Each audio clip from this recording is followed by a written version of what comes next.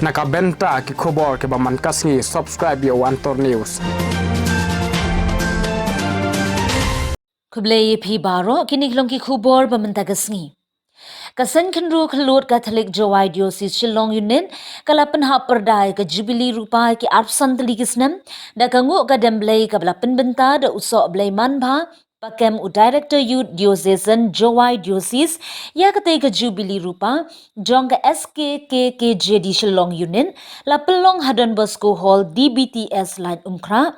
usok blai manbha pakem ulalong kum ukong san ha ka jingedon lang u spiritual director ka Saint Kenru Khalut usok blai festas shedam bat kiling do usok blai baro ki khun samla ka Saint Kenru Khalut ki basyong basa ashilong ha ka jingelang u president samla Pascal lingdo kila shimbenta ya ka lekman Jubilee Rupa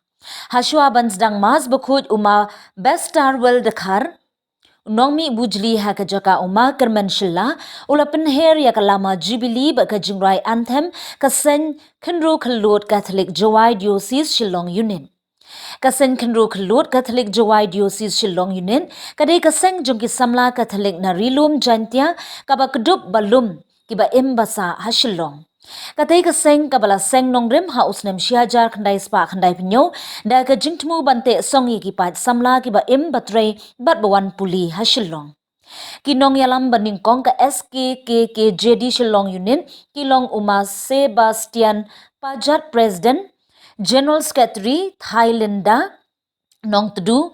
haba syaki samla Catholic na rilum jantia kide ki samla ki bari kendong ya ka jinget nyam kaktien Catholic ha ka buram ka akor ban karyam ka bet kenthop ya ka culture ha ka jingelum lang ya ki samla na Shillong Yunin usamla Pascal Lingdo president bar ka samla Giovita Susngi general secretary ki penshit raham ya ka jinglong samla ban shimbenta da ka jingle nyam da ka bawan ra kaktien ublei bad ki jingduai